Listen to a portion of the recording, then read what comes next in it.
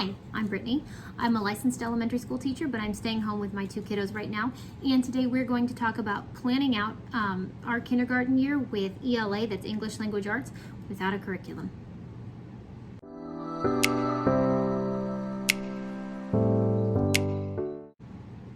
So I have already been over several times in my prior videos, but you can go back and watch those and I can link them so that you can find them. But I have created an assessment for kindergarten skills. And basically, if your child has mastered everything in this section or in the assessment that I've given you, your kid is going to be totally ready to start on first grade.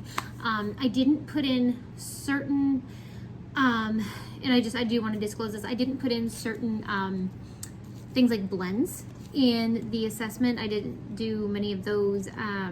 I don't think I actually did any blends, double vowels, things like that, because a lot of children, when they finish kindergarten, at least in public school, and they get through and they might know those, but by the end of the summer they've forgotten them, and they've absorbed so much material, but it's a mile wide and an inch deep, that they don't really know what to do with it, and they've lost it by the time the next school year starts. What I'm talking about here is mastery, when they know how to take the skills that you have already taught them or that they've already learned, and we want it to be deep. We want their depth of knowledge to be deep. And so when they've mastered everything in here, that means they can do it in multiple situations. They're not going to get thrown off because they're looking at a flashcard instead of a book, or a book instead of a flashcard. When they can do it in different scenarios, in different situations, and they still know the material, or if it's presented differently, that's mastery. So we're talking about mastery, and it's easier for children to learn more complicated phonics and such. And I'm not saying you can't teach your child if they're ready. All power to you. But the reason I don't include those is because I think that mastery is something we've lost in a lot of our, at least American schools. We push them so hard, so fast that they're not ready to go on. And so if your kiddo knows the basics in this assessment, even if they don't know those other things, it will be easier for them to learn them in first grade than they might be ready for in kindergarten. Now, again, if your child is ready for things like double O or double E, or in the NG sound or the TH sound, if they've got those mastered, great, fantastic. But if they don't fret, because they really need to have what's in here to have that depth of knowledge, and it's going to be so much easier for them to move on to the next level of phonics in first grade. So again, I work with the basics, because kiddos are not going to suffer if they know the basics, but they're not reading third grade by age 6. They're not going to suffer. You really want them to get that basic foundation, and anything they can build on top of that, fantastic. In fact, many kids do. They do go on beyond that, but I'm talking about mastery. So that said, I used the assessment with my daughter. There are a few things I'm going to be tweaking, but it's nothing huge. Maybe more just in the directions than anything else. But so I'm going to go through. I actually created a planner, and I have a video on this too, but I created a planner, Homeschooling for Life planner, that I did without years. You can actually see here I have the word year written. It might be reversed for you in the video, but I don't put years on this. I don't even put months. I put, okay, so weeks. What week is this? And I'll put the dates on there, because a lot of homeschool families don't use the same kind of year for their homeschooling, especially if you're military and you have to do everything around moving, or if you do January to January as opposed to like August to June. I want this to be as flexible as possible. But in the beginning, and I actually have pages explaining this, and I give examples in the book on how you can fill all of this out. And as always, you don't have to fill everything out. I don't. I included stuff in here that my kids aren't ready for yet. But so I have a student profile page, which I have not filled out yet. And again, you don't have to do that, but if you need a quick page to print stuff off and hand to people, doctors or whatever, you've got a place to write it there, and then you can scan it and whatever. But today we're going to talk about planning for English language arts, and I'm going to have more videos on planning for, math and science, but today we're just doing ELA. And so I'm going to write down the goals that I have for my daughter and the skills that I want her to have mastered by the end of the year based on what I saw that she needs from the assessment. And I'm going to include stuff that I know from what I've already seen working with her, because kids don't always test to show you what they know best. I've written this so that it does get a pretty good idea of what they can and can't do, but they don't always do exactly on paper what they can do elsewhere. And sometimes they just get, crazy guesses right. And you're like, wow, I know you can't do that in regular reading, but you somehow guessed the right word. So the assessment is meant to be used along with what you're familiar with, what they're able to do. So for example, I didn't even have her sing the ABCs because I know she knows how to do that.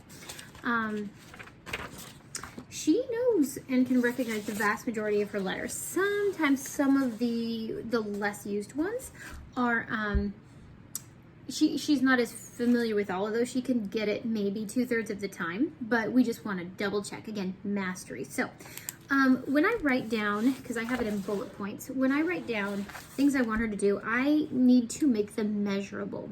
That means saying can read books isn't really a measurable task or a goal, skill for her to have.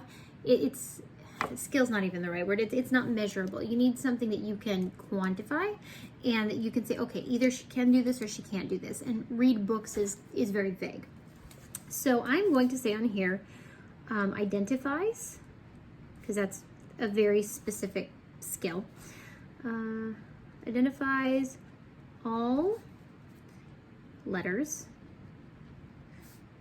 upper and lower case. Okay, so that is, I can measure that easily. It's, she either can or she can't. So that's my first thing that I'm going to write down here. Okay, and again, she knows most of these, like the vast majority of them. It was some of the lowercase ones gave her trouble, and I think one of the uppercase ones, maybe two. But so that's an easy one. We should actually, I'm guessing she'll have that done in a few months. Okay, so the next one, letter sounds. Again, she got the vast majority of these right, and I think some of these she got a little nervous. And some of them were very easy to understand mistaking. So, for example, she gave Q the K sound, which it kind of has the K sound. Quick, k, k, it starts with the K sound. So I'm going to say, but we say that Q says qua, not k. But she was on the right track. So I'm going to say identifies all short vowel sounds, identifies all long, because we're going to work on those. She knows some of them. We just need to practice. Vowel sounds, identifies all consonant sounds.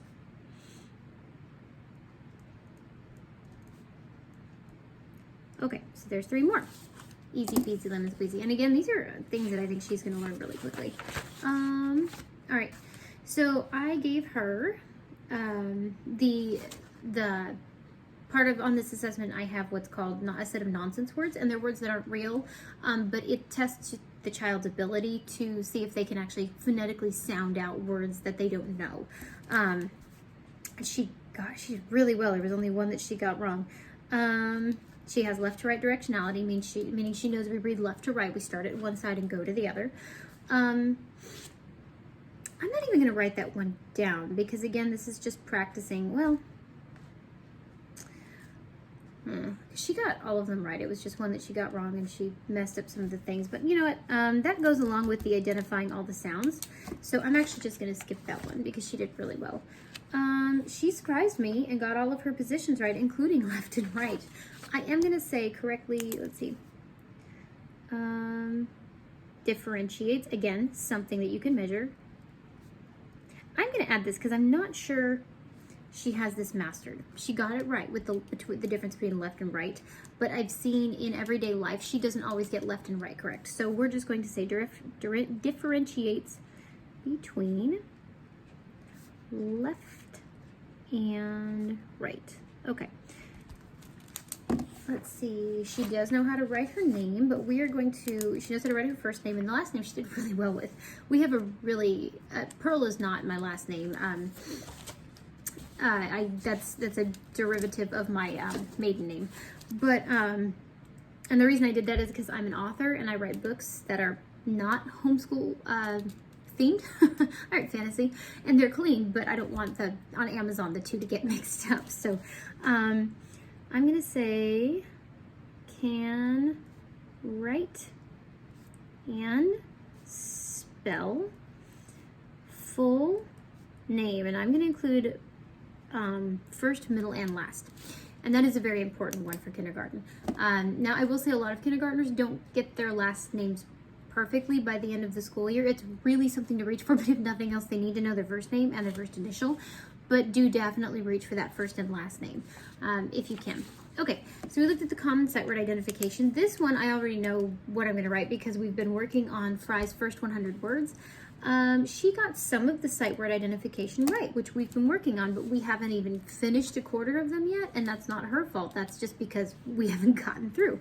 The fact that she can do as many as she can makes me happy because she really did a great job, and my gosh, the girl's 5. So, when you're doing this, it's very easy to think of the things your child can't do as in making your child seem deficient.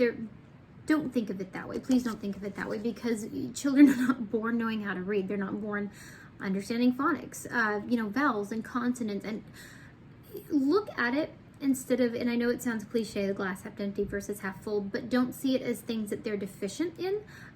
Look at it as look what they can do, see how much we can build upon that. Rather than, oh, they can't do X, Y, and Z. See what we can build on top of that foundation. So I'm going to say recognizes, reads all Fry's first 100 words. And what I've actually, I'll tell you later, I'm doing some fun stuff with that. But so we're working on that. Okay, so we have the section all about me. She actually got all 3 of her names right as far as if you asked her to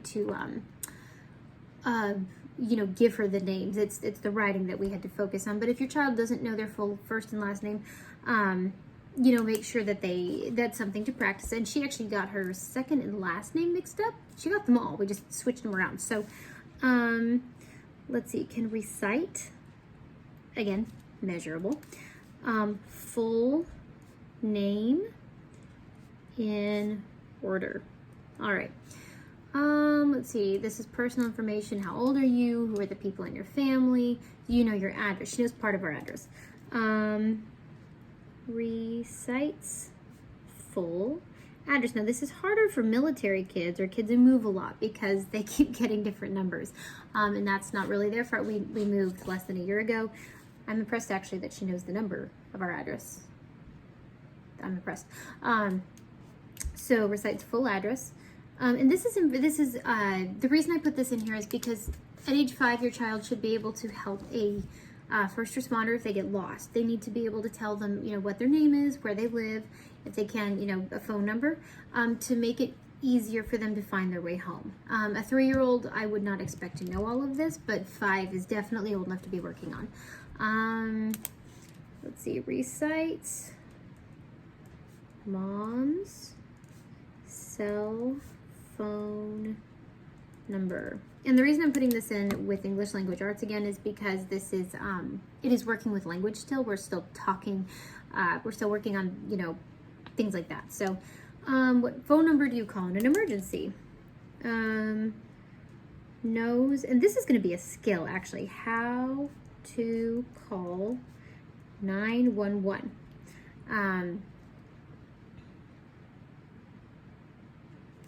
I'm also going to say can communicate info in an emergency. And we've all been there. When we make a phone call and it's an emergency, it's often really hard to remember basic things that we should know. So I'm going to be working with her on how to talk to an operator if she has to call someone for an emergency. Can call 911 from phone. We've started working on that. let's see. What do you do if there's a fire in your house? Learn, stop, drop, and roll. And she got it correctly called the fire department, but we're going to work on stop, drop, and roll. And again, that's a verbal thing that she needs to practice saying, you know, with her mouth, so she can get it, she can remember it more easily. She did give me some good information on, like, you know, leave your toys, you know, even if you love them. She told me that. I was like, yeah, good girl. We don't go get all our toys in a fire. Let's see. If something's wrong or you're scared, who can you ask for help? And that, I'm not going to write that down just because we've been talking, but like we've been talking about, if you get lost or you're afraid, go find another mommy with kids. Or if you see a police officer or firefighter, you can ask them. What do you do if you're in a store and get lost? Well, I'm going to group that with the communication. So anyways, that's the About Me section. Okay, so that actually ends the, oh, no, here we go. Reading comprehension. So I stuck reading comprehension at the end. So when you start with the reading comprehension section, you're supposed to pick a book, a picture book that they've never read before. And you do a picture walk and you see if they can tell you what they think is happening in the pictures. You see if they can recognize the words. And then, which they have very specific level testing that you can do what level they're on.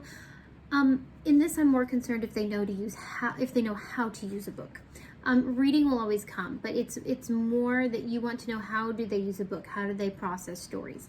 So, do you know what any of the words or the letters say? You know, if they can, do you read me some of the story? And then you say, okay, great, now I'm going to read the story to you. You read the story out loud to them, and then you ask them questions about, you know, can you tell me what the story was about? What happened in the book? And if they can give you a pretty good summary of the story that they've just listened to, you at least know that they're processing the story, because the story is linear. So at least in the Western culture, the way we tell stories is linear. So, you know, beginning, middle, and end. Did they get all of those main? Did they get the main beginning? Did they get the middle? Did they get the end? You know, and I also have things on here, left to right directionality. My daughter has that. That means she knows we start on one side and go to the other. Do they know how to turn the pages? Do they know to turn a page when they're done with the story? Can they use the picture to tell the story? Can they sum up the story's main points? Do they point to or say letters that they recognize? Can they read most of the words? Can they summarize the main points? So anyways, that is what I am pulling from my ELA section. Let's see, I think the rest of these are math, time, counting, yeah. So the rest of these are math, and I'm going to be doing a different video for that. I'm also going to go through here and again think about things that we're working on. Something I did notice. So when I had her write her name, she wrote her name in the lines that I provided, because I do provide lines, but they were, you know, she wrote one in the top half and then one in the bottom half. So I'm gonna write in here, because that's I have a student version and the adult version, and I was looking at my adult notes, but I forgot I need to look at the student notes for this. So writes. How do I want to word this? So writes letters within lines,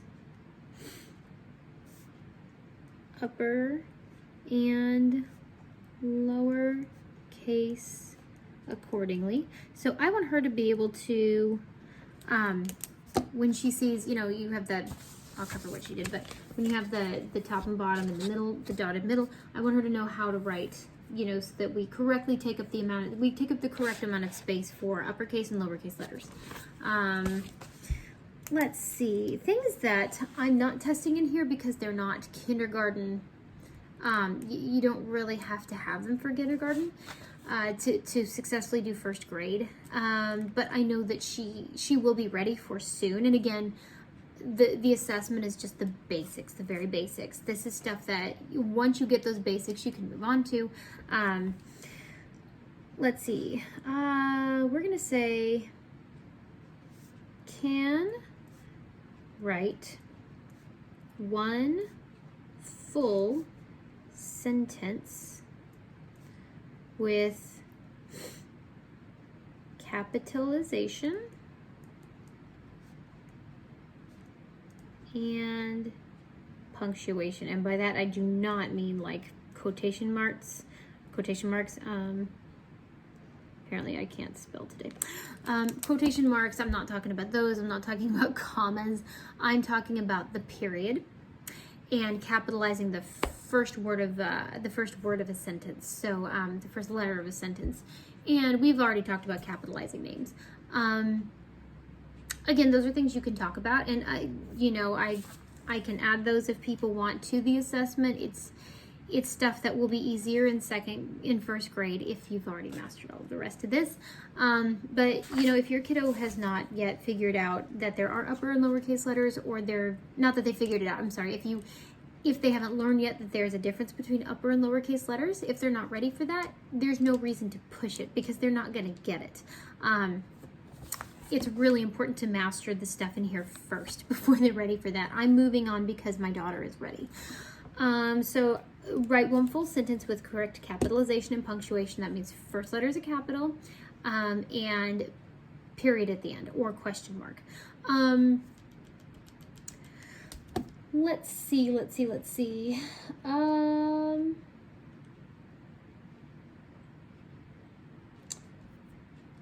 What are other things that I want her to know how to do? Like I said, I put in there the first 100 words. We've got a long list here that I've made. I've put a ton in here because sometimes people like to break it down and make it smaller. I grouped some of these together. Differentiates between left and right. You could write that as two separate dots. You could do different, can identify the left, can identify the right. And the thing about this is you can always go back and add to it, or you can take things off. If you can say, wow, I was really overly optimistic, it's not fair to expect this much, I'm going to cross some of these out and we'll come back to them next year, you can do that. If you want to go back and say, wow, they did all of this in 3 weeks, you can add more. That's why I put so many dots on here. Let's see. And this goes back there. My daughter knows how to correctly hold a pencil. If they didn't, and I think I mentioned that in the directions, if they don't know how to correctly hold a pencil, that's something to put on there. If they don't understand left to right directionality, that's something to put on there. Let's see. If they, reverse a particular letter or a particular number over and over again, that's something to put on as a goal. Again, it's if they can do this stuff, they're going to be ready for first grade. But if they haven't gotten this, there's no reason to push them too fast. And if they, have one of those growing spurts in the middle of the year and they somehow understand everything all at once, fantastic. You go back and you redo your goals. Okay, so I think that's going to be it for now. And again, I can promise you I will be editing this. I will be adding more stuff to it, and you should be too, because that's one of the beautiful things about homeschooling is you're not stuck, you're not static. Homeschooling is all about rebounding. It's all about reassessing the situation, saying, what does my child need? What are they done with? What do they still need? Do I need to change the direction I'm going? Do I need to change the way I'm presenting something? That's really important. I forgot one. Identifies all vowels. So I want her to know, these are the vowels. We've started on that. We haven't finished it.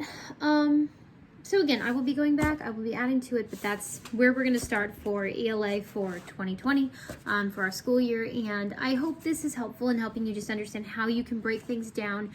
Please ask questions in the comment section, or you can email me at brittany.pearl, that's PERL, .teach@gmail.com. I'd love to get to know you. I'd love to talk to you. But these are just, I'm just hoping this is helpful, because what works for my kid is not going to work exactly for yours. This is just to help you understand how to prepare for the year, and then how to, again, go back and edit as you need.